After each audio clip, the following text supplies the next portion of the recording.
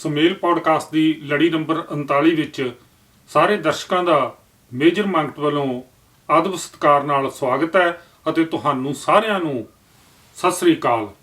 ਸੋ ਉਮੀਦ ਕਰਦਾ ਹਾਂ ਕਿ ਤੁਸੀਂ ਦੁਨੀਆ ਦੇ ਕਿਸੇ ਵੀ ਹਿੱਸੇ ਵਿੱਚ ਬੈਠੇ ਸਾਡੀ ਅੱਜ ਦੀ ਇਹ ਪੌਡਕਾਸਟ ਵੇਖ ਰਹੇ ਹੋਵੋਗੇ ਅਤੇ ਹਰ ਮੁਲਕ ਦੇ ਵਿੱਚ ਇੱਕ ਆਪਣਾ ਮਾਹੌਲ ਹੈ, ਇੱਕ ਆਪਣਾ ਮੌਸਮ ਹੈ, ਇੱਕ ਆਪਣਾ ਰਹਿਣ ਦਾ ਤਰੀਕਾ ਹੈ। ਤੋ ਸਾਡੇ ਇੱਥੇ ਟੋਰਾਂਟੋ ਦੇ ਵਿੱਚ ਅੱਜ ਕੱਲ੍ਹ ਬੜੀ ਹੀ ਸਰਦੀ ਪੈ ਰਹੀ ਹੈ। ਟੋਰਾਂਟੋ ਕੀ ਗੱਲ ਕਰੀਏ ਤਾਂ ਕੈਨੇਡਾ ਦੇ ਬਾਕੀ ਹਿੱਸਿਆਂ ਦੇ ਵਿੱਚ ਵੀ ਭਾਵੇਂ ਉਹ ਵੈਨਕੂਵਰ ਹੈ, ਕੈਲਗਰੀ ਹੈ ਜਾਂ ਐਡਮਿੰਟਨ ਹੈ, ਸਾਰੇ ਥਾਵਾਂ 'ਤੇ ਬੜੀ ਬਰਫ਼ ਪੈ ਰਹੀ ਹੈ ਅਤੇ ਤਾਪਮਾਨ ਹੈ ਜਿਹੜਾ ਉਹ ਬੜਾ ਹੀ ਥੱਲੇ ਹੈ।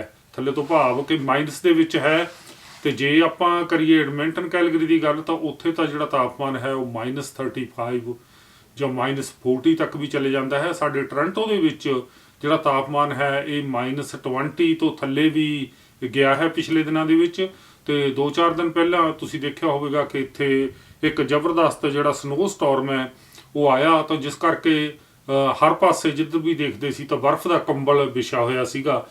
ਅਤੇ ਤੁਹਾਨੂੰ ਦਰਸ਼ਕੋ ਯਾਦ ਹੋਵੇਗਾ ਕਿ ਜਦੋਂ ਆਪਾਂ ਭਾਰਤ ਦੇ ਵਿੱਚ ਹੁੰਦੇ ਸੀਗੇ ਤਾਂ ਜਿਹੜਾ ਸਨੋਫਾਲ ਹੈ, ਸਨੋ ਪੈਂਦੀ ਦੇਖਣ ਆਪਾਂ ਕਦੇ ਕੁਫਰੀ ਕਦੇ ਲੇਹ ਲਦਾਖ ਜਾਣ ਦੀ ਤਮੰਨਾ ਰੱਖਦੇ ਸੀ ਅਤੇ ਉੱਥੇ ਆਪਾਂ ਨੂੰ ਬਰਫ਼ ਦੇ ਵਿੱਚ ਖੇਡਣਾ ਜਾਂ ਬਰਫ਼ ਪੈਂਦੀ ਦੇਖਣਾ ਇੱਕ ਬੜਾ ਖੂਬਸੂਰਤ ਲੱਗਦਾ ਸੀ। ਲੇਕਿਨ ਇਹਨਾਂ ਮੁਲਕਾਂ ਦੇ ਵਿੱਚ ਜਿੱਥੇ ਬਹੁਤ ਲੰਬੀ ਸਰਦ ਰੁੱਤ ਹੈ ਅਤੇ ਤਕਰੀਬਨ 7-8 ਮਹੀਨੇ ਤੁਹਾਨੂੰ ਇਸ ਬਰਫ਼ਬਾਰੀ ਦੇ ਵਿੱਚ ਹੀ ਜਾਂ ਇਸ ਬਰਫ਼ ਦੇ ਤੂਫਾਨਾਂ ਵਿੱਚ ਹੀ ਲੰਘਣਾ ਪੈਂਦਾ ਹੈ। ਲੇਕਿਨ ਜਿਹੜੀ ਜ਼ਿੰਦਗੀ ਹੈ ਉਹ ਉਸੇ ਤਰ੍ਹਾਂ ਚੱਲਦੀ ਰਹਿੰਦੀ ਹੈ, ਕੰਮਕਾਜ ਚੱਲਦੇ ਰਹਿੰਦੇ ਹਨ। ਲੇਕਿਨ ਇੱਥੇ ਜਿਹੜੇ ਸਰਕਾਰਾਂ ਦੇ ਪ੍ਰਬੰਧ ਨੇ ਉਹ ਬੜੇ ਪੁਖਤਾ ਨੇ ਅਤੇ ਸੜਕਾਂ ਨੂੰ ਨਾਲ ਦੀ ਨਾਲ ਸਾਫ਼ ਕੀਤਾ ਜਾਂਦਾ ਹੈ, ਸੜਕਾਂ 'ਤੇ ਲੂਣ ਪਾਇਆ ਜਾਂਦਾ ਹੈ। ਅਤੇ ਇੱਥੇ ਪ੍ਰੋਗਰਾਮ ਨੂੰ ਅੱਗੇ ਤੋਰਨ ਤੋਂ ਪਹਿਲਾਂ ਮੈਂ ਤੁਹਾਨੂੰ ਇਹ ਵੀ ਦੱਸ ਦਿਆਂ ਕਿ ਦੂਸਰੇ ਮੁਲਕਾਂ ਤੋਂ ਖਾਸ ਕਰਕੇ ਸਾਡੇ ਭਾਰਤ ਤੋਂ ਬਹੁਤ ਸਾਰੇ ਜਿਹੜੇ ਅੰਤਰਰਾਸ਼ਟਰੀ ਵਿਦਿਆਰਥੀ ਹਨ ਇੱਥੇ ਪੜ੍ਹਾਈ ਕਰਨ ਆਉਂਦੇ ਨੇ। ਸੋ ਉਹਨਾਂ ਦੀ ਤਮੰਨਾ ਹੁੰਦੀ ਹੈ ਕਿ ਜਦੋਂ ਆ ਜਾਂਦੇ ਹਨ ਤਾਂ ਉਹ ਕਾਰਾਂ ਵੀ ਲੈਂਦੇ ਹਨ। ਅਤੇ ਪਹਿਲਾਂ ਤਾਂ ਗੱਲਾਂ ਇਹ ਹੁੰਦੀਆਂ ਸੀਗੀਆਂ ਕਿ ਕਾਰਾਂ ਜਿਹੜੀਆਂ ਬਹੁਤ ਘੱਟ ਹੁੰਦੀਆਂ ਸੀ ਪੰਜਾਬ ਦੇ ਵਿੱਚ। ਹੁਣ ਹਰ ਬੱਚਾ, ਹਰ ਵਿਅਕਤੀ ਜੋ ਭਾਰਤ ਤੋਂ ਆਉਂਦਾ ਹੈ ਉਸਨੂੰ ਕਾਰ ਚਲਾਉਣੀ ਤਾਂ ਆਉਂਦੀ ਹੀ ਹੁੰਦੀ ਹੈ। ਤਾਂ ਉਹ ਸੋਚਦਾ ਹੈ ਕਿ ਮੈਨੂੰ ਇੱਥੇ ਜ਼ਿਆਦਾ ਆ ਕੇ ਟ੍ਰੇਨਿੰਗ ਲੈਣ ਦੀ ਲੋੜ ਨਹੀਂ ਅਤੇ ਮੈਂ ਕਾਰ ਚਲਾ ਲਵਾਂਗਾ। ਲੇਕਿਨ ਅਤੇ ਜਿਹੜਾ ਵੈਦਰ ਹੈ ਇਹ ਬਰਫੀਲੇ ਮੌਸਮਾਂ ਦਾ ਜਿਹੜਾ ਵੈਦਰ ਹੈ ਅਤੇ ਇਹਦੇ ਵਿੱਚ ਜਿਹੜਾ ਹੈਗਾ ਤੁਹਾਡੇ ਕੋਲ ਅਭਿਆਸ ਨਹੀਂ ਹੁੰਦਾ, ਤੁਹਾਡੇ ਕੋਲ ਤਜਰਬਾ ਨਹੀਂ ਹੁੰਦਾ। ਸੋ ਇਸ ਕਰਕੇ ਜਿਹੜਾ ਤੁਸੀਂ ਬਹੁਤ ਵੱਡੀ ਗਲਤੀ ਕਰ ਜਾਂਦੇ ਹੋ, ਕਾਰਾਂ ਸਕਿੱਡ ਕਰ ਜਾਂਦੀਆਂ ਨੇ ਜਾਂ ਜਿਹੜਾ ਹੈਗਾ ਉਹ ਬਰਫ਼ ਦੇ ਵਿੱਚ ਫਸ ਜਾਂਦੀਆਂ ਨੇ, ਹਾਦਸੇ ਵਾਪਰਦੇ ਨੇ, ਐਕਸੀਡੈਂਟ ਹੁੰਦੇ ਨੇ। ਸੋ ਮੈਂ ਤੁਹਾਨੂੰ ਇਹੀ ਬੇਨਤੀ ਕਰੂੰਗਾ ਕਿ ਜਦੋਂ ਵੀ ਤੁਸੀਂ ਇਸ ਮੁਲਕ ਦੇ ਵਿੱਚ ਆਵੋ ਜਾਂ ਤੁਸੀਂ ਫਿਊਚਰ ਦੇ ਵਿੱਚ ਆਉਣਾ ਹੈ ਤਾਂ ਜ਼ਰੂਰ ਆ ਕੇ ਜੇ ਤੁਸੀਂ ਇਸ ਮੁਲਕ ਦੇ ਵਿੱਚ ਕਾਰ ਚਲਾਉਣੀ ਹੈ ਅਤੇ ਬਰਫ਼ ਦੇ ਵਿੱਚ ਕਾਰ ਕਿਵੇਂ ਚਲਾਉਣੀ ਹੈ ਤਾਂ ਤੁਹਾਨੂੰ ਟ੍ਰੇਨਿੰਗ ਲੈ ਲੈਣੀ ਚਾਹੀਦੀ ਹੈ। ਸੋ ਖਾਸ ਤੌਰ 'ਤੇ ਕਈ ਵਾਰ ਕੀ ਹੁੰਦਾ ਹੈ ਕਿ ਜਦੋਂ ਸਾਡੀ ਕਾਰ ਬਰਫ਼ 'ਤੇ ਸਕਿੱਡ ਕਰਦੀ ਹੈ ਅਤੇ ਅਸੀਂ ਬਾਰ-ਬਾਰ ਬ੍ਰੇਕ ਲਾਉਣ ਦੀ ਟਰਾਈ ਕਰਦੇ ਹਾਂ ਕਿ ਕਾਰ ਰੁਕ ਜਾਵੇ, ਸਗੋਂ ਉਸ ਤੋਂ ਜ਼ਿਆਦਾ ਨੁਕਸਾਨ ਹੋ ਜਾਂਦਾ। ਤਾਂ ਉਸ ਵਕਤ ਸਾਨੂੰ ਜਿਹੜੇ ਹਨ ਬ੍ਰੇਕ ਛੱਡ ਦੇਣੇ ਚਾਹੀਦੇ ਹਨ, ਤਾਂ ਜਾਂ ਜਿਹੜੇ ਬ੍ਰੇਕ ਹਨ ਉਹ ਪੰਪ ਕਰਕੇ ਭਾਵ ਆਹਿਸਤਾ ਥੋੜ੍ਹੇ ਲਾਉਣੇ ਚਾਹੀਦੇ ਨੇ ਤਾਂ ਕਿ ਜਿਹੜਾ ਗੱਡੀ ਹੈ ਜਿਹੜੀ ਉਹ ਜ਼ਿਆਦਾ ਸਕਿੱਡ ਨਾ ਕਰੇ। ਸੋ ਇਸ ਤਰ੍ਹਾਂ ਜਿਹੜਾ ਗੱਡੀ ਦਾ ਸਟੀਅਰਿੰਗ ਹੈ ਉਸ ਨੂੰ ਲੂਜ਼ ਛੱਡ ਦੇਣਾ ਚਾਹੀਦਾ ਹੈ। ਅਸੀਂ ਕੀ ਕਰਦੇ ਹਾਂ ਕਿ ਜਦੋਂ ਗੱਡੀ ਘੁੰਮਣ ਲੱਗਦੀ ਹੈ ਸਨੋ ਦੇ ਉੱਪਰ ਅਸੀਂ ਸਟੀਅਰਿੰਗ ਨੂੰ ਘੁੱਟ ਕੇ ਫੜ ਲੈਂਦੇ ਹਾਂ ਜਾਂ ਸਿੱਧਾ ਰੱਖਣ ਦੀ ਕੋਸ਼ਿਸ਼ ਕਰਦੇ ਹਾਂ ਤਾਂ ਗੱਡੀ ਜਿਹੜੀ ਉਹ ਤੜਾਕ ਦੇ ਕੇ ਜਾ ਕੇ ਕਿਸੇ ਕਰਵ ਦੇ ਵਿੱਚ ਜਾਂ ਕਿਸੇ ਦੂਸਰੀ ਗੱਡੀ ਦੇ ਵਿੱਚ ਜਾ ਵੱਜਦੀ ਹੈ। ਸੋ ਦੋਸਤੋ, ਸੋ ਇਹਨਾਂ ਚੀਜ਼ਾਂ ਦਾ ਜਿਹੜਾ ਸਾਨੂੰ ਧਿਆਨ ਰੱਖਣਾ ਚਾਹੀਦਾ ਹੈ। ਤੋ ਇਸ ਮੁਲਕ ਦੇ ਵਿੱਚ ਇਹਨਾਂ ਮੌਸਮਾਂ ਦੇ ਨਾਲ ਸਾਨੂੰ ਜੀਣ ਦਾ ਢੰਗ ਆਉਣਾ ਚਾਹੀਦਾ ਹੈ। ਸੋ ਪ੍ਰੋਗਰਾਮ ਨੂੰ ਅੱਗੇ ਤੋਰਨ ਤੋਂ ਪਹਿਲਾਂ ਸੋ ਆਪਾਂ ਤੁਹਾਨੂੰ ਕੁਝ ਜਾਣਕਾਰੀ ਦੇਣੀਆਂ ਚਾਹੁੰਦੇ ਹਾਂ। ਸੋ ਆਪਾਂ ਹਮੇਸ਼ਾ ਆਪਣੀ ਇਸ ਪੌਡਕਾਸਟ ਦੇ ਵਿੱਚ ਸਾਡੇ ਜਿਹੜੇ ਕੈਨੇਡੀਅਨ ਸਾਹਿਤਕਾਰ ਨੇ ਉਹਨਾਂ ਦੀ ਗੱਲ ਕਰਦੇ ਹਾਂ। ਸਾਡੇ ਕੈਨੇਡਾ ਦੇ ਵਿੱਚ ਬਹੁਤ ਹੀ ਮਾਣ ਨਾਲ ਲਿਆ ਜਾਣ ਵਾਲਾ ਨਾਮ ਹੈ, ਮੇਰੀ ਮੁਰਾਦ ਹੈ ਸੁਰਜੀਤ ਜੀ ਤੋਂ। ਸੁਰਜੀਤ ਕਵਿਤਾ ਲਿਖਦੀ ਹੈ, ਬਹੁਤ ਅੱਛੀ ਕਵਿਤਾ ਲਿਖਦੀ ਹੈ, ਬੜਾ ਉਹਦਾ ਨਾਮ ਹੈ। ਜਿਸ ਦੇ ਨਾਲ ਉਹ ਕਹਾਣੀ ਵੀ ਲਿਖਦੀ ਹੈ। ਤਾਂ ਉਸਨੇ ਕਾਫੀ ਸਾਰੀਆਂ ਕਿਤਾਬਾਂ ਨੇ ਜਿਹੜੀਆਂ ਉਹ ਦਿੱਤੀਆਂ ਨੇ। ਪਹਿਲਾਂ ਤਾਂ ਮੈਂ ਤੁਹਾਨੂੰ ਉਹਦੀ ਇੱਕ ਕਹਾਣੀਆਂ ਦੀ ਕਿਤਾਬ ਜਿਹੜੀ ਪਿਛਲੇ ਸਾਲ ਆਈ ਸੀ ਉਹ ਵਿਖਾਉਂਦਾ ਹਾਂ। ਸੋ ਆਹ ਕਿਤਾਬ ਹੈ ਤਾਂ ਉਸਦਾ ਨਾਂ ਹੈ ਪਾਰਲੇ ਪੁਲ। ਤਾਂ ਉਸਦੇ ਵਿੱਚ ਬਹੁਤ ਅੱਛੀਆਂ ਕਹਾਣੀਆਂ ਨੇ। ਸੋ ਇਸ ਦਾ ਜਿਹੜਾ ਬੈਕ ਕਵਰ ਹੈ, ਮੇਰਾ ਖਿਆਲ ਹੈ ਜੇ ਤੁਸੀਂ ਇਹ ਕਿਤਾਬ ਅਜੇ ਤੱਕ ਨਹੀਂ ਪੜ੍ਹੀ ਤਾਂ ਤੁਹਾਨੂੰ ਇਹ ਕਿਤਾਬ ਹੈ ਜ਼ਰੂਰ ਪੜ੍ਹਨੀ ਚਾਹੀਦੀ ਹੈ। ਤਾਂ ਉਸਦਾ ਅਖਬਾਰਾਂ ਦੇ ਵਿੱਚ ਕਾਫੀ ਚਰਚਾ ਵੀ ਹੁੰਦਾ ਰਿਹਾ ਹੈ। ਸੋ ਸਾਡੇ ਕੈਨੇਡੀਅਨ ਜਿਹੜੇ ਸਾਹਿਤਕਾਰ ਨੇ, ਖਾਸ ਤੌਰ 'ਤੇ ਜਿਹੜੇ ਕਹਾਣੀਕਾਰ ਨੇ, ਸੋ ਉਹਨਾਂ ਦਾ ਬੜਾ ਨਾਂ ਹੈ। ਪੰਜਾਬੀ ਦੇ ਜਿਹੜੇ ਮੁੱਖ ਧਾਰਾ ਦਾ ਸਾਹਿਤ ਹੈ, ਬੜਾ ਨਾਂ ਉਹਨਾਂ ਦਾ ਜਿਹੜਾ ਮਾਣ ਨਾਲ ਲਿਆ ਜਾਂਦਾ ਹੈ। ਸੋ ਸੁਰਜੀਤ ਜੀ ਨੇ ਕਾਫੀ ਜਿਹੜੀਆਂ ਕਿਤਾਬਾਂ ਨੇ ਉਹ ਲਿਖੀਆਂ ਨੇ। ਸੋ ਮੈਂ ਦਰਸ਼ਕਾਂ ਨਾਲ ਉਹਨਾਂ ਦੀਆਂ ਜਿਹੜੀਆਂ ਕਿਤਾਬਾਂ ਨੇ ਜਿਹੜੀਆਂ ਉਹ ਸਾਂਝੀਆਂ ਕਰਕੇ ਤੋਂ ਫਿਰ ਇੱਕ ਨਵੀਂ ਜਾਣਕਾਰੀ ਦੇਵਾਂਗਾ। ਸੋ ਜਿਹਦੇ ਵਿੱਚ ਸੁਰਜੀਤ ਜੀ ਦੀ ਜਿਹੜੀ ਅਗਲੀ ਕਿਤਾਬ ਆ ਰਹੀ ਹੈ ਉਹਦੇ ਬਾਰੇ ਆਪਾਂ ਜਾਣਕਾਰੀ ਦੇਵਾਂਗੇ। ਸੋ ਉਹਨਾਂ ਦੀ ਕਿਤਾਬ ਹੈ ਸ਼ਿਕਸਤ ਦੇ ਰੰਗ, ਕਾਵਿ ਸੰਗ੍ਰਹਿ ਹੈ। ਸੋ ਇਸੇ ਤਰ੍ਹਾਂ ਇਹ ਕਿਤਾਬ ਹੈ ਜਿਹੜੀ ਸ਼ਾਹਮੁਖੀ ਦੇ ਵਿੱਚ ਵੀ ਛਪੀ ਹੈ। ਸੋ ਉਹਨਾਂ ਦੀ ਮਸ਼ਹੂਰ ਜਿਹੜੀ ਇੱਕ ਲੰਬੀ ਕਵਿਤਾ ਪੂਰੀ ਕਿਤਾਬ ਦੇ ਰੂਪ ਵਿੱਚ ਹੈ, ਹੇ ਸਖੀ। ਸੋ 2011 ਦੇ ਵਿੱਚ ਇਹ ਕਿਤਾਬ ਛਪੀ ਸੀ। ਸੋ ਇਹ ਵੀ ਉਹਨਾਂ ਦੀ ਬਹੁਤ ਮਸ਼ਹੂਰ ਕਿਤਾਬ ਹੈ। ਸੋ ਇਸੇ ਤਰ੍ਹਾਂ ਬਿਸਮਾਦ ਕਵਿਤਾ 2015 ਦੇ ਵਿੱਚ ਛਪੀ। ਸੋ ਇਸੇ ਤਰ੍ਹਾਂ ਕੂੰਜਾਂ ਤੋਂ ਜਿਹੜੀ ਸਹਿ ਸੰਪਾਦਿਤ ਹਨ ਉਹ ਜਿਹਦੇ ਤੋਂ ਇਹ ਕਿਤਾਬ ਵੀ ਹੈ। ਤੋਂ ਮੈਂ ਜਿਹੜੀ ਤੁਹਾਨੂੰ ਅੱਜ ਜਾਣਕਾਰੀ ਦੇਣ ਜਾ ਰਿਹਾ ਉਹ ਹੈ ਕਿ ਉਹਨਾਂ ਦੀ ਹੁਣ ਇੱਕ ਨਵਾਂ ਜਿਹੜਾ ਕਹਾਣੀ ਸੰਗ੍ਰਹਿ ਆਇਆ ਹੈ। ਸੋ ਇਸ ਕਹਾਣੀ ਸੰਗ੍ਰਹਿ ਦੇ ਵਿੱਚ ਉਹਨਾਂ ਨੇ ਜਿਹੜੇ ਕੈਨੇਡਾ ਦੇ ਔਰ ਅਮਰੀਕਾ ਦੇ ਕਹਾਣੀਕਾਰ ਨੇ ਉਹਨਾਂ ਦੀਆਂ ਜਿਹੜੀਆਂ ਕਹਾਣੀਆਂ ਨੇ ਉਹ ਇਕੱਠੀਆਂ ਕਰਕੇ ਛਪਵਾਈਆਂ ਨੇ। ਕਿਤਾਬ ਹੈ ਜਿਹੜੀ ਉਹ ਪਹੁੰਚ ਚੁੱਕੀ ਹੈ। ਤੁਸੀਂ ਸੁਰਜੀਤ ਜੀ ਨਾਲ ਸੰਪਰਕ ਕਰ ਸਕਦੇ ਹੋ। ਉਹਨਾਂ ਦਾ ਫੇਸਬੁੱਕ ਪੇਜ ਹੈ, ਉਹਨਾਂ ਦਾ ਟਵਿੱਟਰ ਹੈ, ਕਿਤੇ ਵੀ ਜਾ ਕੇ ਜਿਹੜਾ ਉਹ ਕਿਤਾਬ ਹੈ ਤੁਸੀਂ ਹਾਸਲ ਕਰ ਸਕਦੇ ਹੋ। ਸੋ ਬਹੁਤ ਕਮਾਲ ਦੀਆਂ ਕਹਾਣੀਆਂ ਹਨ। ਸੋ ਤੁਸੀਂ ਉਸ ਕਿਤਾਬ ਦਾ ਅਸੀਂ ਇਸ 'ਤੇ ਟਾਈਟਲ ਵਿਖਾ ਰਹੇ ਹਾਂ ਅੱਜ ਦੇ ਪ੍ਰੋਗਰਾਮ ਦੇ ਵਿੱਚ। ਸੋ ਇਹ ਹੈ ਕਿਤਾਬ ਉਹ, ਸੋ ਜਿਸ ਨੂੰ ਤੁਸੀਂ ਲੈਣਾ ਹੈ ਸੁਰਜੀਤ ਜੀ ਨੂੰ ਫੋਨ ਕਰਕੇ, ਜਾਂ ਤੁਸੀਂ ਭਾਰਤ ਦੇ ਵਿੱਚ ਹੋ ਤਾਂ ਤੁਸੀਂ ਜਿਹੜਾ ਇਸ ਦਾ ਪਬਲਿਸ਼ਰ ਹੈ ਤਾਂ ਉਸ ਤੋਂ ਇਹ ਕਿਤਾਬ ਹੈ ਜਿਹੜੀ ਉਹ ਪ੍ਰਾਪਤ ਕਰਨੀ ਹੈ। ਸੋ ਇਹ ਸਾਰੀ ਜਾਣਕਾਰੀ ਲਈ ਕਿ ਕਿਤਾਬ ਕਿੱਥੇ ਮਿਲੇਗੀ ਅਤੇ ਕਿਤਾਬ ਦੇ ਵਿੱਚ ਕਿੰਨੀਆਂ ਕਹਾਣੀਆਂ ਹਨ, ਕਿਹਨਾਂ ਲੇਖਕਾਂ ਜਾਂ ਲੇਖਕਾਂ ਦੀਆਂ ਕਹਾਣੀਆਂ ਹਨ, ਇਹ ਤੁਸੀਂ ਸੁਰਜੀਤ ਜੀ ਨੂੰ ਪੁੱਛਣਾ ਹੈ। ਸੋ ਉਮੀਦ ਕਰਦਾ ਹਾਂ ਕਿ ਇਹ ਕਿਤਾਬ ਤੁਹਾਨੂੰ ਪੜ੍ਹਨ ਲਈ ਬਹੁਤ ਅੱਛੀ ਲੱਗੇਗੀ ਅਤੇ ਸੁਰਜੀਤ ਜੀ ਨੂੰ ਅਸੀਂ ਇਸ ਕਹਾਣੀ ਸੰਗ੍ਰਹਿ 'ਤੇ ਜਿਹੜਾ ਇਹ ਕੁਲੈਕਸ਼ਨ ਹੈ ਬੁੱਕ ਹੈ, ਸੋ ਇਸ ਦੇ ਉੱਪਰ ਬਹੁਤ ਬਹੁਤ ਮੁਬਾਰਕਬਾਦ ਪੇਸ਼ ਕਰਦੇ ਹਾਂ। ਸੋ ਦੋਸਤੋ ਆਓ ਫਿਰ ਪ੍ਰੋਗਰਾਮ ਨੂੰ ਅੱਗੇ ਤੋਰਦੇ ਹਾਂ।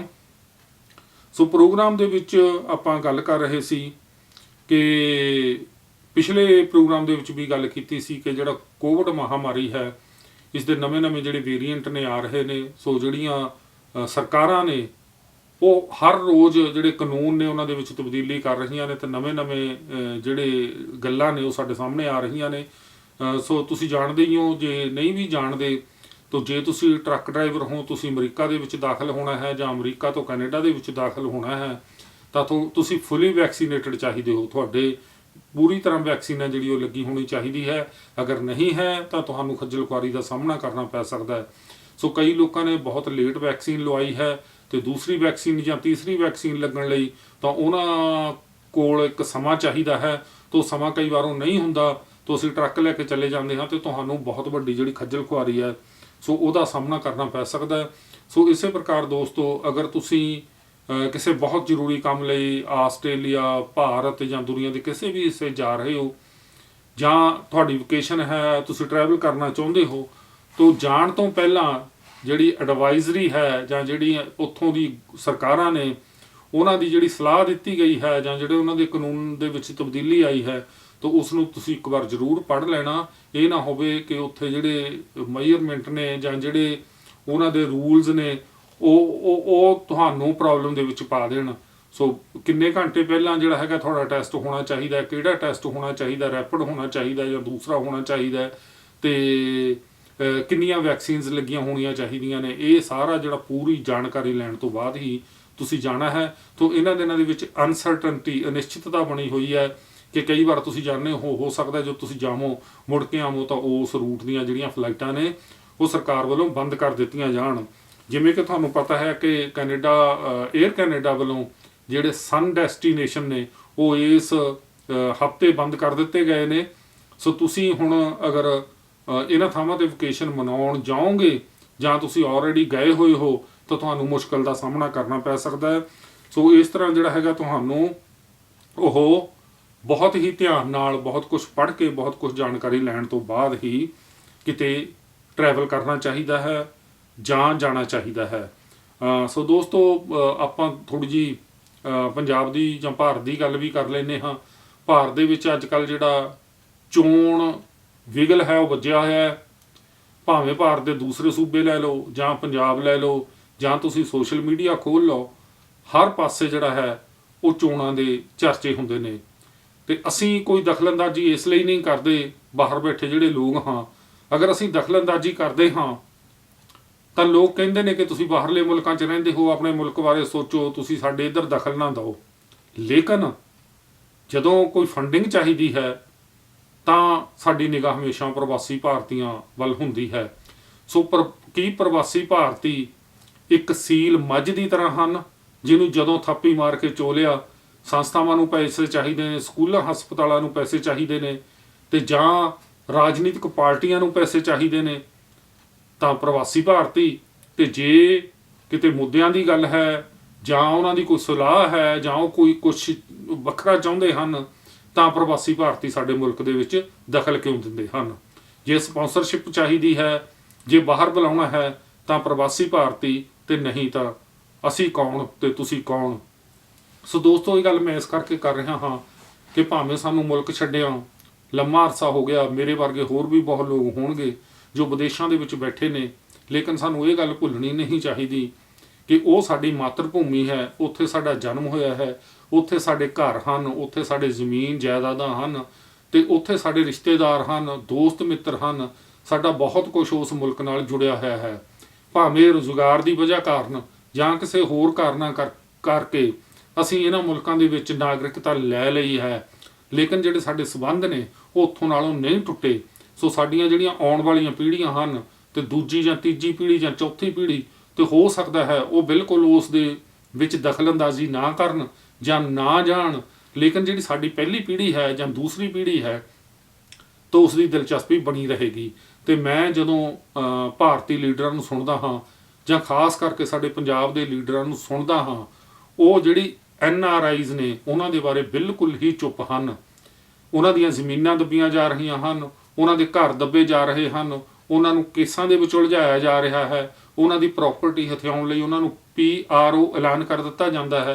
ਤਾਂ ਇਹਦੇ ਵਿੱਚ ਜਿਹੜੇ ਰਾਜਨੀਤਿਕ ਲੀਡਰ ਨੇ ਉਹਨਾਂ ਦੀ ਸ਼ਮੂਲੀਅਤ ਹੁੰਦੀ ਹੈ, ਪਾਰਟੀਆਂ ਦੀ ਸ਼ਮੂਲੀਅਤ ਹੁੰਦੀ ਹੈ, ਲੇਕਿਨ ਸਰਕਾਰਾਂ ਕੋਈ ਕੰਮ ਨਹੀਂ ਕਰਦੀਆਂ।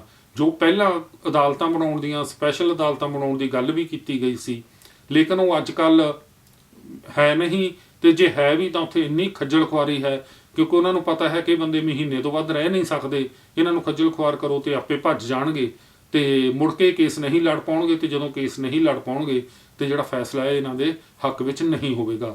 ਤਾਂ ਦੂਸਰੀ ਗੱਲ ਮੈਂ ਇਹ ਕਰਨੀ ਹੈ ਦੋਸਤੋ ਕਿ ਅਸੀਂ ਜੋ ਪ੍ਰਵਾਸੀ ਭਾਰਤੀ ਹਾਂ, ਅਸੀਂ ਚਾਹੁੰਦੇ ਹਾਂ ਕਿ ਸਾਡੇ ਬੱਚੇ ਸਾਡੀਆਂ ਜੜ੍ਹਾਂ ਬਾਰੇ ਜਾਣਨ, ਸਾਡੇ ਮੁਲਕ ਬਾਰੇ ਜਾਣਨ, ਪਰ ਉਹ ਬੱਚੇ ਜਦੋਂ ਇੱਕ ਵਾਰ ਆ ਜਾਂਦੇ ਨੇ ਤਾਂ ਮੁੜ ਕੇ ਉਹ ਇੱਧਰ ਵੱਲ ਮੂੰਹ ਨਹੀਂ ਕਰਦੇ। ਤੇ ਮੈਂ ਇੱਥੇ ਸਰਕਾਰਾਂ ਨੂੰ ਇਹ ਕਹਿਣਾ ਚਾਹੁੰਦਾ ਹਾਂ, ਇਲੈਕਸ਼ਨ ਦੇ ਦਿਨ ਨੇ, ਕਿ ਕੋਈ ਸਰਕਾਰ ਜਿਹੜਾ ਪੰਜਾਬ ਦਾ ਟੂਰਿਜ਼ਮ ਹੈ ਉਹਦੇ ਵੱਲ ਧਿਆਨ ਕਿਉਂ ਨਹੀਂ ਦਿੰਦੀ? ਕਿ ਸਾਡੇ ਲਈ ਟੂਰ ਦਾ ਮਤਲਬ ਸਿਰਫ ਧਾਰਮਿਕ ਸਥਾਨ ਹੀ ਰਹਿ ਗਏ ਨੇ, ਸਿਰਫ ਗੁਰਦੁਆਰੇ ਹੀ ਰਹਿ ਗਏ ਨੇ। ਮੈਂ ਨਹੀਂ ਕਹਿੰਦਾ ਗੁਰਦੁਆਰੇ ਸਾਹਿਬਾਨ ਨਾ ਜਾਓ, ਉਹ ਵੀ ਜਾਣਾ ਚਾਹੀਦਾ ਹੈ, ਆਪਣੇ ਇਤਿਹਾਸ ਨੂੰ ਜਾਣਨਾ ਚਾਹੀਦਾ ਹੈ, ਜਾਣਨਾ ਚਾਹੀਦਾ ਹੈ, ਲੇਕਿਨ ਦੂਸਰੇ ਪਾਸੇ ਜਿਹੜੀਆਂ ਸਾਡੀਆਂ ਇਤਿਹਾਸਕ ਇਮਾਰਤਾਂ ਨੇ, ਮੈਂ ਦੇਖਦਾ ਹਾਂ ਕਿਲੇ ਨੇ, ਤੇ ਬਹੁਤ ਸਾਰੀਆਂ ਹਵੇਲੀਆਂ ਨੇ, ਤੇ ਬਹੁਤ ਸਾਰੇ ਉਹ ਸਥਾਨ ਨੇ ਜਿਹੜੇ ਕਿਸੇ ਮਹਾਨ ਸ਼ਖਸੀਅਤ ਨਾਲ ਜੁੜੇ ਹੋਏ ਹਨ, ਉਹ ਖੰਡਰ ਬਣਦੇ ਜਾ ਰਹੇ ਹਨ, ਉਹ ਢਹਿੰਦੇ ਜਾ ਰਹੇ ਹਨ। ਤਾਂ ਜਿਸ ਤਰ੍ਹਾਂ ਤੁਹਾਨੂੰ ਪਤਾ ਹੈ ਕਿ ਸਾਡੇ ਗੁਰੂਆਂ ਨਾਲ ਸੰਬੰਧਿਤ ਜਿੰਨੀਆਂ ਯਾਦਾਂ ਸੀ ਉਹ ਵੀ ਅਸੀਂ ਮਲੀਆ ਮੇਟ ਕਰ ਦਿੱਤੀਆਂ। ਅਸੀਂ ਜੇ ਬੱਚਿਆਂ ਨੂੰ ਲੈ ਕੇ ਆਈਏ ਤਾਂ ਕੀ ਦਿਖਾਈਏ, ਕਿੱਥੇ ਲੈ ਕੇ ਜਾਈਏ? ਤੇ ਜੇ ਸਾਡੇ ਕੋਲ ਦਿਖਾਉਣ ਲਈ ਕੁਛ ਨਹੀਂ, ਕੀ ਅਸੀਂ ਉਹਨਾਂ ਨੂੰ ਭੀੜ ਭੜੱਕਾ, ਐਕਸੀਡੈਂਟ, ਹਸਪਤਾਲਾਂ ਦਾ ਬੁਰਾ ਹਾਲ, ਐਜੂਕੇਸ਼ਨ ਦਾ ਬੁਰਾ ਹਾਲ ਇਹ ਦਿਖਾਉਣ ਲਈ ਲੈ ਕੇ ਆਈਏ? ਤਾਂ ਜਦੋਂ ਅਸੀਂ ਸਰਕਾਰੀ ਸਕੂਲਾਂ ਦੇ ਵਿੱਚ ਜਾਂਦੇ ਹਾਂ, ਜਦੋਂ ਜੇ ਕੋਈ ਨਾ ਕਰੇ ਕਿ ਬਿਮਾਰ ਹੋ ਜਾਵੇ ਜਾ ਕੇ, ਤੇ ਉੱਥੇ ਉਹ ਹਸਪਤਾਲ ਨੂੰ ਜਾਣਾ ਪੈ ਜਾਵੇ, ਬੱਚੇ ਉਹਦੀ ਖਬਰ ਲੈ ਕੇ ਜਾਣ, ਜਿਸ ਤਰ੍ਹਾਂ ਦੇ ਹਾਲਾਤ ਨੇ ਹਸਪਤਾਲਾਂ ਦੇ, ਸੋ ਜਿਸ ਤਰ੍ਹਾਂ ਦੇ ਵਿੱਚ ਕਚਹਿਰੀਆਂ ਦੇ ਵਿੱਚ ਜਿਸ ਤਰ੍ਹਾਂ ਦੇ ਹਾਲ ਨੇ ਉਹ ਜਿਹੜੇ ਬਹੁਤ ਬਦਤਰ ਨੇ। ਤਾਂ ਬੱਚੇ ਜਦੋਂ ਇਸ ਤਰ੍ਹਾਂ ਦੀਆਂ ਚੀਜ਼ਾਂ ਨੂੰ ਵੇਖਦੇ ਨੇ ਤਾਂ ਉਹਨਾਂ ਦਾ ਜਿਹੜਾ ਮੋਹ ਹੈ ਭੰਗ ਹੋ ਜਾਂਦਾ ਹੈ। ਤਾਂ ਦੂਸਰੀ ਗੱਲ ਮੈਂ ਇਹ ਕਰਨੀ ਚਾਹੁੰਦਾ ਹਾਂ ਕਿ ਭਾਵੇਂ ਕਿਸਾਨਾਂ ਨੇ ਪਿਛਲੇ ਸਾਲ ਜਿਹੜਾ ਹੈਗਾ ਉਹ ਮੋਰਚਾ ਜਿਹੜਾ ਫਤਿਹ ਕਰ ਲਿਆ, ਫਤਿਹ ਮਾਰਚ ਵੀ ਅਸੀਂ ਕੱਢਿਆ, ਲੇਕਿਨ ਅਸੀਂ ਭਵਿੱਖ ਬਾਰੇ ਕਿਉਂ ਨਹੀਂ ਸੋਚਦੇ? ਤੇ ਤੁਸੀਂ ਇਹ ਸੋਚੋ ਕਿ ਤੁਸੀਂ ਹਰ ਪੰਜਾਬੀ ਚਾਹੁੰਦਾ ਹੈ ਕਿ ਉਸਦਾ ਬੱਚਾ ਕੈਨੇਡਾ, ਅਮਰੀਕਾ ਜਾਂ ਆਸਟ੍ਰੇਲੀਆ ਨਿਕਲ ਜਾਵੇ, ਔਰ ਧੜਾ ਧੜ ਜਹਾਜ਼ਾਂ ਦੇ ਭਰੇ ਹੋਏ ਜਹਾਜ਼ ਬਾਹਰ ਆ ਰਹੇ ਨੇ, ਪੰਜਾਬ ਦੇ ਵਿੱਚ ਤੁਸੀਂ ਦੁਆਬੇ ਜਾ ਕੇ ਦੇਖ ਲਓ, ਕੋਠੀਆਂ ਨੂੰ ਜੰਦਰੇ ਵੱਜੇ ਪਏ ਨੇ, ਵੱਡੀਆਂ ਵੱਡੀਆਂ ਕੋਠੀਆਂ ਨੇ ਜਿਨ੍ਹਾਂ ਦੀਆਂ ਟੈਂਕੀਆਂ ਬੜੀ ਰੀਝ ਨਾਲ ਬਣਾਈਆਂ ਹੋਣਗੀਆਂ। ਤੁਸੀਂ ਜਾ ਕੇ ਦੇਖੋ, ਕਿਸੇ ਤੇ ਜਹਾਜ਼ ਵਾਲੀ ਟੈਂਕੀ ਹੈ, ਕਿਸੇ ਤੇ ਕੁਛ ਹੈ, ਕਿਸੇ ਤੇ ਕੁਛ ਹੈ, ਲੇਕਿਨ ਉਹ ਖਾਲੀ ਪਈਆਂ ਨੇ, ਉਹ ਜੰਦਰੇ ਵੱਜੇ ਹੋਏ ਹਨ। ਤੇ ਜੇ ਪੰਜਾਬ ਦੀ ਜਿਹੜੀ ਜਵਾਨੀ ਹੈ, ਪੰਜਾਬ ਦਾ ਜਿਹੜਾ ਯੂਥ ਆ, ਉਹ ਸਾਰਾ ਬਾਹਰ ਆ ਗਿਆ, ਉਹਦੇ ਨਾਲ ਮਾਪੇ ਵੀ ਆ ਜਾਣਗੇ। ਮੈਂ ਨਹੀਂ ਕਹਿੰਦਾ ਵੀ ਨਾ ਆਓ, ਅਸੀਂ ਵੀ ਆਏ ਹਾਂ, ਲੇਕਿਨ ਤੇ ਸਾਡੀਆਂ ਜਿਹੜੀਆਂ ਜ਼ਮੀਨਾਂ ਹਨ ਉਹ ਤਾਂ ਲਾਵਾਰਸ ਹੋ ਹੀ ਜਾਣਗੀਆਂ। ਤੇ ਪਹਿਲੀ ਪੀੜ੍ਹੀ ਜਾਊਗੀ, ਦੂਸਰੀ ਪੀੜ੍ਹੀ ਜਾਊਗੀ, ਤੇ ਤੀਸਰੀ ਪੀੜ੍ਹੀ ਉਧਰ ਮੂੰਹ ਵੀ ਨਹੀਂ ਕਰੇਗੀ। ਤੇ ਫਿਰ ਸਾਡੀਆਂ ਜ਼ਮੀਨਾਂ ਉਹ ਕਿੱਥੇ ਜਾਣਗੀਆਂ, ਫਿਰ ਸਾਡੇ ਘਰ ਉਹ ਕਿੱਥੇ ਜਾਣਗੇ। ਤੇ ਕਿਉਂ ਨਹੀਂ ਅਸੀਂ ਸਰਕਾਰਾਂ ਨੂੰ ਮਜਬੂਰ ਕਰਦੇ ਕਿ ਸਾਨੂੰ ਉਹ ਮੁਫਤ ਖੋਰੇ ਨਾ ਬਣਾਵੇ, ਸਾਨੂੰ ਖੈਰਾਤਾਂ ਨਾ ਦੇਵੇ, ਸਾਡੇ ਬੱਚਿਆਂ ਨੂੰ ਇਸ ਕੰਟਰੀ ਚੋਂ ਬਾਹਰਲੇ ਮੁਲਕਾਂ 'ਚ ਨਾ ਧੱਕੇ, ਤੇ ਸਾਨੂੰ ਇੱਥੇ ਕਿਉਂ ਨਾ ਰੁਜ਼ਗਾਰ ਦੇਵੇ, ਸਾਨੂੰ ਆਪਣੇ ਪੈਰਾਂ ਤੇ ਖੜਾ ਹੋਣ ਦੀ ਜਿਹੜੀਆਂ ਸਕੀਮਾਂ ਨੇ ਉਹ ਸਾਡੇ ਲਈ ਲੈ ਕੇ ਆਵੇ, ਤਾਂ ਕਿ ਅਸੀਂ ਚੰਗੀਆਂ ਜੌਬਾਂ ਕਰੀਏ। ਸਾਨੂੰ ਮੁਫਤ ਦੀ ਭੀਖ, ਮੁਫਤ ਬਿਜਲੀ ਦੇ ਬਿੱਲ, ਹਜ਼ਾਰ ਰੁਪਈਆ ਜਾਂ ਇਸ ਤਰ੍ਹਾਂ ਦੇ ਜਿਹੜੇ ਲਾਰੇ ਨੇ, ਇਸ ਤਰ੍ਹਾਂ ਸਾਨੂੰ ਮੰਗ ਤੇ ਬਣਾ ਦੇਣਾ ਜਾਂ ਭਿਖਾਰੀ ਬਣਾ ਦੇਣਾ, ਸਾਨੂੰ ਇਸ ਤੋਂ ਉੱਪਰ ਕੱਢਿਆ ਜਾਵੇ। ਕਿਉਂਕਿ ਜਦੋਂ ਅਸੀਂ ਇਹਨਾਂ ਹਾਲਤਾਂ ਦੇ ਵਿੱਚ ਆ ਗਏ, ਐਜੂਕੇਸ਼ਨ ਨਾ ਰਹੀ, ਸਿਹਤ ਨਾ ਰਹੀ, ਅਸੀਂ ਆਪਣੇ ਆਪ ਜਿਹੜੇ ਕੁਛ ਚੰਦ ਕੁ ਫੈਮਲੀਆਂ ਨੇ ਇਹਨਾਂ ਦੇ ਗੁਲਾਮ ਬਣ ਕੇ ਅਸੀਂ ਰਹਾਂਗੇ। ਤੇ ਪੰਜਾਬ ਦਾ ਇਹ ਦੁਖਾਂਤ ਹੈ ਕਿ ਪੰਜਾਬ ਕੋਈ ਇਸ ਤਰ੍ਹਾਂ ਦਾ ਲੀਡਰ ਨਹੀਂ ਪੈਦਾ ਕਰ ਸਕਿਆ 1947 ਤੋਂ ਬਾਅਦ, ਤੋਂ ਜਿਹੜਾ ਸਾਰੇ ਧਰਮਾਂ ਨੂੰ ਪ੍ਰਮਾਣਿਤ ਹੋਵੇ ਤੇ ਜਿਹੜਾ ਹਰ ਵਰਗ ਨੂੰ ਪ੍ਰਮਾਣਿਤ ਹੋਵੇ। ਤੇ ਲੋਕ ਨੇ ਜਿਹੜੇ ਜਾਂ ਤਾਂ ਉਹ ਆਪਣੀ ਪ੍ਰਾਪਰਟੀ ਲਈ ਲੜਦੇ ਨੇ, ਪੈਸੇ ਲਈ ਲੜਦੇ ਨੇ, ਤੇ ਜਾਂ ਧਰਮ ਲਈ ਲੜਦੇ ਨੇ, ਧਨ ਇਕੱਠਾ ਕਰੀ ਜਾ ਰਹੇ ਨੇ, ਤੇ ਲੋਕ ਨੇ ਜਿਹੜੇ ਉਹ ਦਿਨੋਂ ਦਿਨ ਗਰੀਬ ਹੋ ਰਹੇ ਨੇ। ਤੋਂ ਪੰਜਾਬ ਹੈ ਜਿਹੜਾ ਉਹਦੇ ਵਿੱਚ ਵੱਡੀ ਪੱਧਰ ਤੇ ਜਿਹੜੀ ਹਿਜਰਤ ਆ ਉਹ ਹੋ ਰਹੀ ਹੈ। ਸੋ ਦੋਸਤੋ, ਇਹ ਮੌਕਾ ਹੈ ਕਿ ਤੁਸੀਂ ਇਹਨਾਂ ਲੀਡਰਾਂ ਨੂੰ ਪੁੱਛੋ ਕਿ ਸਾਨੂੰ ਸਿਹਤ ਚਾਹੀਦੀ ਹੈ, ਸਾਨੂੰ ਵਿੱਦਿਆ ਚਾਹੀਦੀ ਹੈ, ਤੇ ਸਾਨੂੰ ਜਿਹੜਾ ਪੰਜਾਬ ਦਾ ਇੱਕ ਵਧੀਆ ਮਾਹੌਲ ਚਾਹੀਦਾ ਹੈ, ਤਾਂ ਕਿ ਜਿਹੜਾ ਵੱਡਾ ਪ੍ਰਵਾਸੀ ਭਾਰਤੀ ਜਿਹੜੇ ਹਨ, ਬਹੁਤ ਵੱਡੀ ਪੱਧਰ ਤੇ ਪੂਰੇ ਸੰਸਾਰ ਦੇ ਵਿੱਚ ਵਸੇ ਹੋਏ ਨੇ, ਤੇ ਉਹਨਾਂ ਦਾ ਜਿਹੜਾ ਪੈਸਾ ਹੈ ਉਸ ਦੇ ਨਾਲ ਪੰਜਾਬ ਦੀ ਇਕਨੋਮੀ ਨੂੰ ਬਹੁਤ ਵੱਡਾ ਹੁਲਾਰਾ ਮਿਲਦਾ ਹੈ।